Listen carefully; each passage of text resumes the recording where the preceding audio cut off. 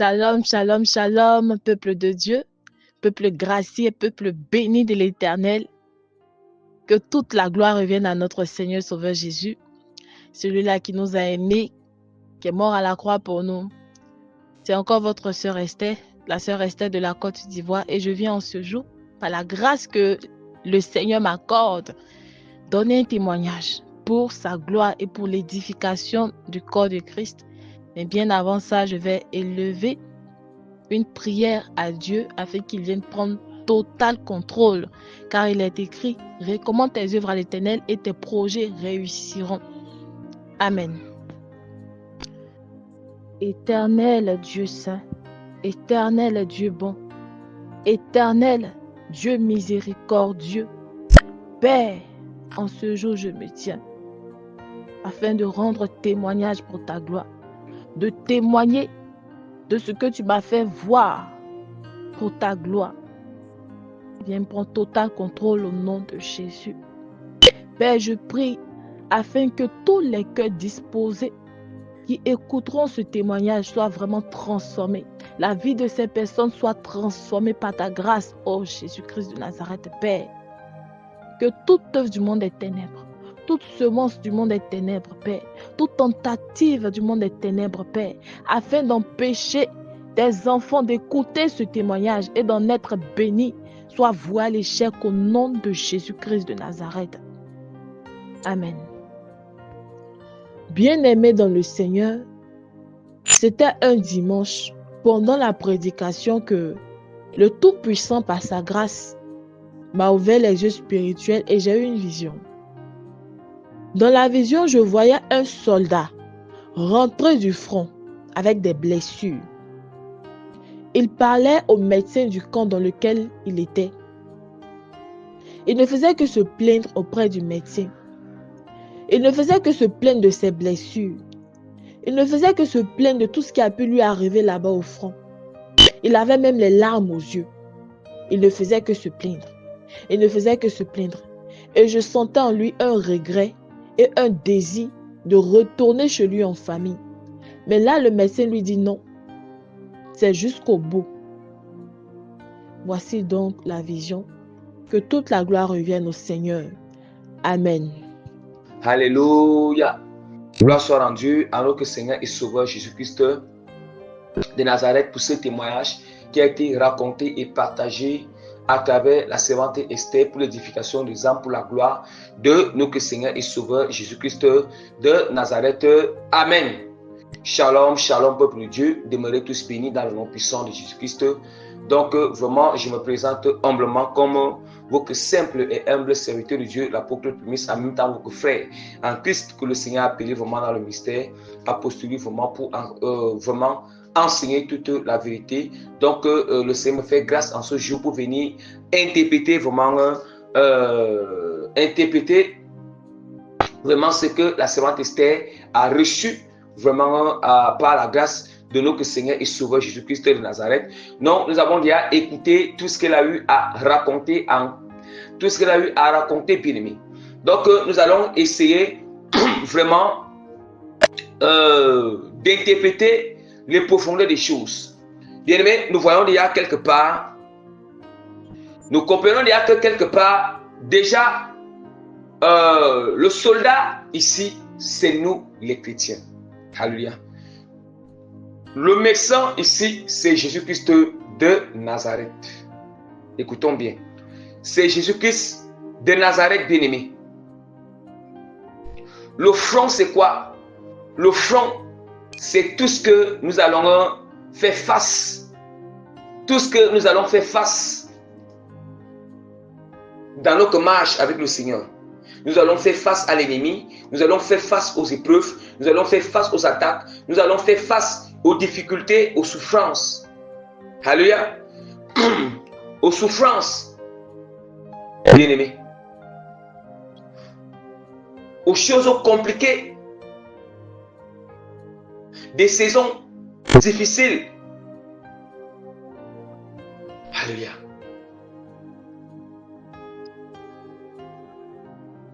Nous allons faire face aux maladies.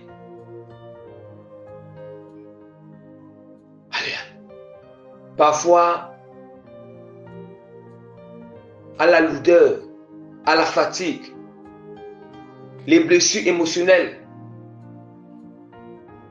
le brisement, le cœur qui sera brisé parfois en 1000 morceaux, blessé, bien-aimé, l'âme qui sera blessée. Donc, l'affaiblissement spirituel. Bien-aimé, nous allons constater que le soldat, on dit qu'il sortait du front. Il sortait du front, bien-aimé, pour aller dans le camp. Le camp où il y avait le médecin. Le médecin qui est Jésus-Christ de Nazareth.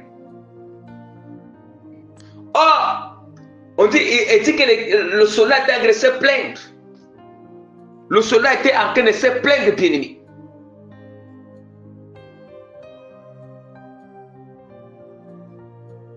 Or, on ne peut que se plaindre lorsque quelque chose ne marche pas comme nous entendons, comme nous on s'attend. Ou bien lorsque quelque chose qui se présente devant nous et que nous n'arrivons pas, bien-aimés, nous n'arrivons pas, bien-aimés, à surmonter la chose. Nous n'arrivons pas à réussir la chose. Car nous voyons que la chose nous dépasse. Or, le Seigneur est très clair. En tant que ses soldats, il ne peut pas nous faire, Dieu ne peut pas permettre que nous puissions faire face à ce qui va dépasser la force que le Seigneur a mis en nous, ce qui va dépasser la capacité qu'il a mise en nous. Jamais. On doit comprendre que tout challenge que nous les chrétiens, on peut faire face chaque jour dans notre marche avec le Seigneur. Tout ce que nous allons rencontrer qui est difficile dans notre marche avec Dieu. Bien-aimés, sachons que tout ce que nous pouvons, tout ce que nous allons, tout ce qui sera permis, ça ne sera jamais au-dessus de nos forces. Et bien que ça ne sera jamais au-dessus de la force, la capacité et la puissance que le Seigneur, Dieu a mis en nous. A mis en nous, bien-aimés.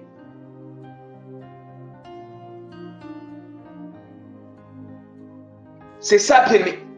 Parce que si le soldat se plaigne, ce sont les chrétiens qui se plaignent. Les chrétiens se plaignent lorsque ils ne veulent pas, bien-aimés, ils ne veulent pas. En fait, lorsqu'ils conçoivent que c'est difficile, ils ne veulent pas comprendre la volonté du Seigneur. Ils ne veulent pas s'aligner à la volonté du Seigneur. Se soumettre à la saison que Dieu les appelle. S'adapter aux stratégies, le plan et la méthode du Seigneur, au dessein du Seigneur dans la vie. Bien-aimés, c'est en ce moment-là qu'ils commencent à se plaindre. Lorsqu'ils sont en train de ramer à contre-courant. Ah oui, c'est ça. C'est ça, bien-aimés. Des chrétiens qui se plaignent, c'est lorsqu'ils veulent que Dieu fasse les choses comme eux ils veulent. Ils s'attendent que Dieu va toujours faire les choses comme ils veulent. Ah oui. Ils ne sont jamais préparés. Ils se disent toujours que oui, tout va toujours aller bien pour eux. Tout sera toujours exaucé à leur temps. Ah oui. Ou bien que la marche avec Dieu sera toujours bien. On nous dit que, oh, la parole de Dieu nous dit quoi? Jésus-Christ dit que la parole de Dieu nous dit que ce sont les malades qui ont besoin du docteur ou qui ont besoin du médecin. Ce ne sont pas ceux qui sont en bonne santé qui ont besoin du médecin, mais ce sont les malades qui ont besoin du médecin. Est-ce que nous comprenons la chose? C'est pour dire quoi? C'est pour nous dire que, bien-aimés, la marche avec le Seigneur, c'est un engagement. On a engagé, quand on décide de suivre Jésus-Christ, nous avons déjà engagé une guerre. On a engagé un combat dans le monde spirituel. Commençant d'abord avec les esprits familiers de nos familles. Avec le monde des ténèbres, il y a un combat qu'on a engagé. Et sachons que dans ce combat-là, Il y aura des moments où nous sommes blessés. On sera blessé. L'ennemi va utiliser des chrétiens non affermis. Non affermis, bien aimés. Il va utiliser des païens. Il va utiliser des membres de nos familles pour nous blesser, bien aimés. L'ennemi, dans les songes, il va nous combattre. Il va nous combattre, attaquer de toute manière, persécuter. Bien aimé. Il va nous mettre les bâtons dans les roues. Et toutes ces choses, ça nous affaiblit parfois. Ça va nous blesser. Alléluia. Mais, en toutes ces choses, le Seigneur nous demande. Le Seigneur nous demande. Parfois, on aura des petites maladies, des malaises. Le Seigneur nous demande de ne jamais se décourager. Le Seigneur nous demande toujours, pendant ces moments d'épreuve, pendant ces moments difficiles, alléluia, ces moments sombres et très compliqués, on doit être dans la présence du Seigneur. La présence du Seigneur afin de recevoir la guérison, de recevoir la restauration, de recevoir la force, le renouvellement. Bien-aimé, face à ces choses, on ne doit pas se plaindre. Non. Si on se plaint, on va finir par se décourager. On se commence à se plaindre, à murmurer, à critiquer. On va finir par se décourager.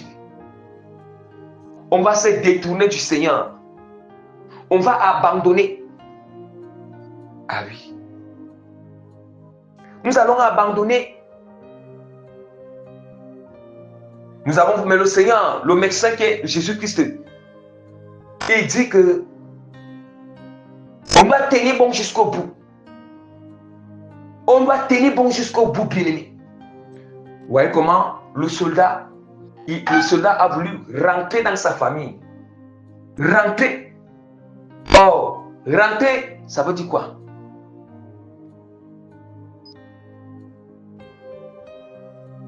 Ça veut dire qu'il veut rentrer chez ses parents.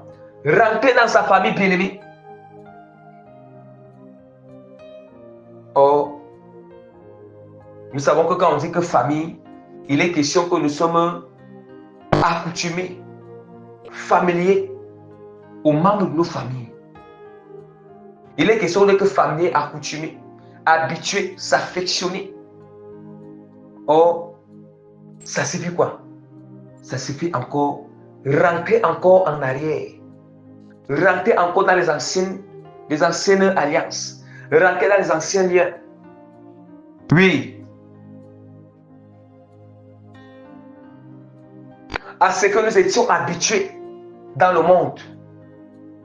Les anciennes habitudes, ancienne nature.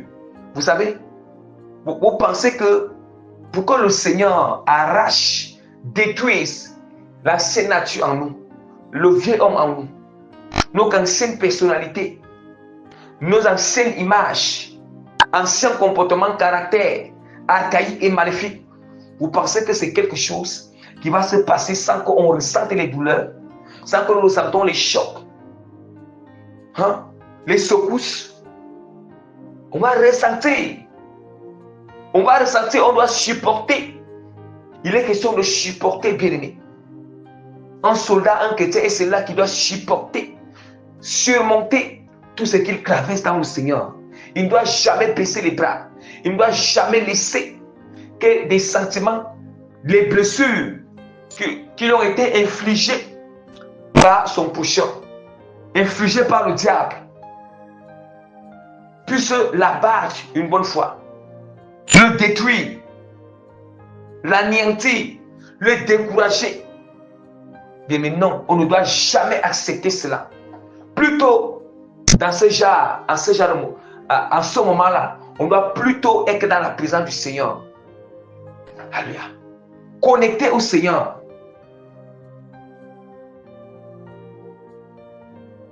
Nous n'allons pas trouver la solution ailleurs. Non, nous allons trouver la solution dans la présence de Dieu. La guérison dans la présence de Dieu.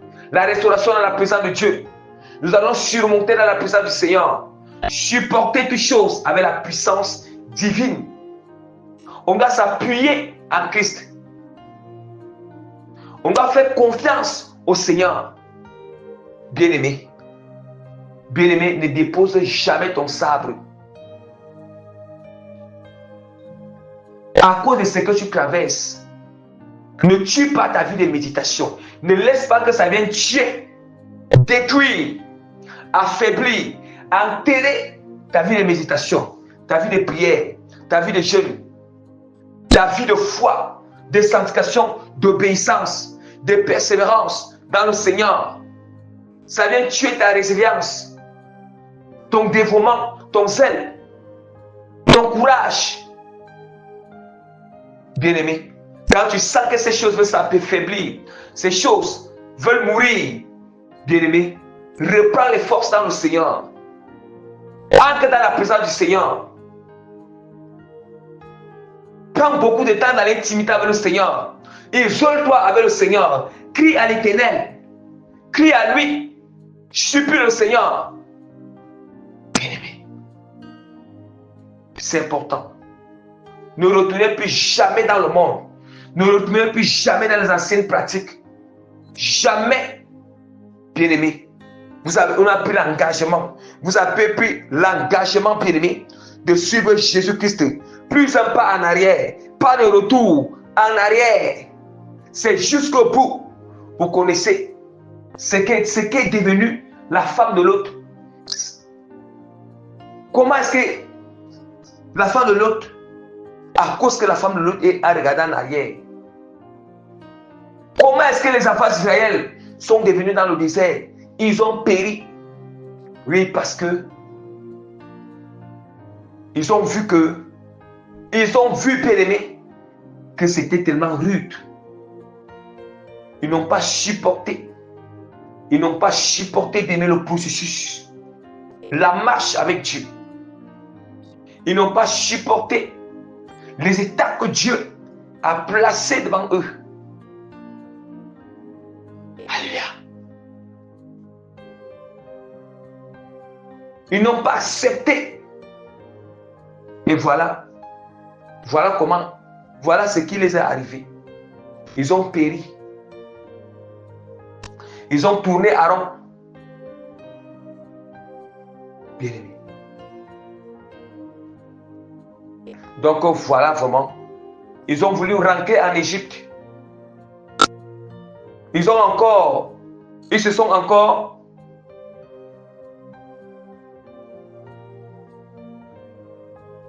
encore bien-aimés, attachés aux idoles, aux dieux de l'Égypte, au désert. Ils ont fait une fonte, une idole en fonte. Vous voyez? Donc faisons attention. Tout ce que nous savons qu'on était attachés dans le monde, on aimait dans le monde. Tout comportement qu'on avait dans le monde, tout ce qui ne glorifie pas le Seigneur, que ce soit dans nos familles, le monde et tout qu'on sort, il est temps, bien-aimé, de ne plus retourner dans ces choses. Quel qu'en soit ce que tu traverses, accepte. C'est pour ton bien. C'est pour votre bien que le Seigneur permet ces choses. Donc, bien-aimé, le Seigneur sera toujours notre guérisseur en toutes choses. Si on a un mauvais comportement, c'est lui qui va nous guérir de ce mauvais comportement. C'est le Seigneur Jésus-Christ. Il est dit que ce ne sont pas ceux qui sont en bonne santé qui passent chez le médecin, mais ce sont ceux qui sont malades. Or, être malade, on peut avoir un mauvais caractère, ça veut dire que nous sommes malades. Un mauvais comportement, nous sommes malades. Il y a encore un péché qui nous domine, nous sommes malades. Notre cœur est blessé, nous sommes malades. Notre âme est blessée, nous sommes malades. Nous sommes affaiblis, nous sommes malades. Vous voyez? Bien-aimés, nous sommes dans l'abattement. Notre vie spirituelle est malade. Il nous dit que c'est lui qui est le médecin qui nous guérit toutes ces choses. Comment se fait-il que Jésus-Christ est ce médecin qui nous guérit toutes ces choses et puis on n'a pas confiance en lui? On se décourage, on ne peut pas se décourager. Le médecin est là. Dès qu'il nous guérit, on continue la marche. On continue à affronter. Nous continuons davantage sans se plaindre, sans critiquer, sans murmurer, sans autant pour moi murmurer. Alléluia, bien-aimé. Nous allons vraiment essayer de soutenir nos témoignages avec les passages bibliques en appui. 2 Timothée chapitre 2 verset 4. Il n'est pas de soldat qui s'embrasse des affaires de la vie s'il veut plaire à celui qui l'a enroulé. Bien-aimés, nous comprenons. On ne peut pas embrasser des choses de la vie, des choses du monde, des choses, nos propres comportements, des choses qui ne glorifient pas le Seigneur, si vraiment nous voulons plaire à celui qui nous a enroulés dans cette armée. Et c'est Jésus-Christ qui nous a enroulés dans cette armée. Et voilà pourquoi ce soldat bien-aimé, il se plaignait. Il se plaignait parce que bien-aimé, il n'était pas encore aligné aux choses qui plaisent au Seigneur. Ce soldat bien-aimé, il voulait encore vivre quelque part sa propre vie, vivre quelque part des choses liées au monde, des choses qui ne glorifient pas le Seigneur. Vous voyez? La parole est dans Éphésiens chapitre 2. Autant pour moi, 2 Timothée chapitre 2 verset 3 à 4. Autant pour moi, je m'excuse. 2 Timothée chapitre 2 verset 3. Souffre avec moi comme un soldat de Jésus-Christ. Souffre avec moi comme un soldat de Jésus-Christ de Nazareth. Est-ce que nous entendons?